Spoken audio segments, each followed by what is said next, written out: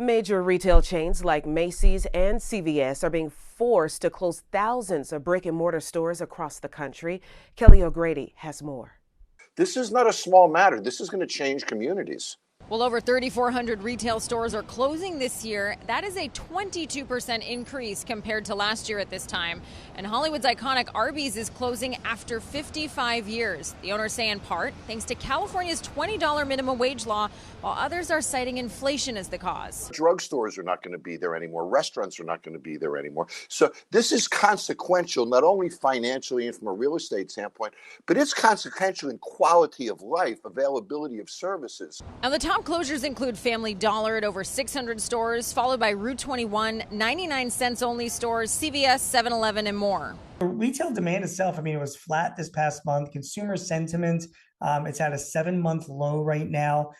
Inflation is having a big impact on consumers' purchases. There are a number of reasons driving these shutdowns. Poor strategy for one. Companies are also carrying a lot of debt. They're dealing with theft and the continuing rise of online shopping. Think about your own habits. Are you even going into a store anymore? Now, the former U.S. CEO of Toys R Us, though, says the biggest issue is the sales to cost ratio is out of whack. Retailers have to generate same-store sales increases of 3 to 4% a year to be healthy.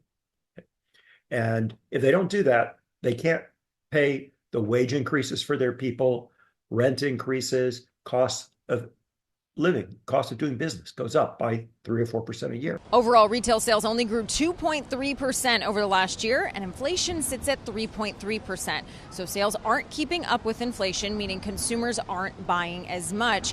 So while there isn't one reason across the board for these closures, when you have inflation coupled with weakening consumer demand, that means that dynamic impacts the stores that are already weak. They're going to continue struggling. In New York, Kelly O'Grady for Fox Business.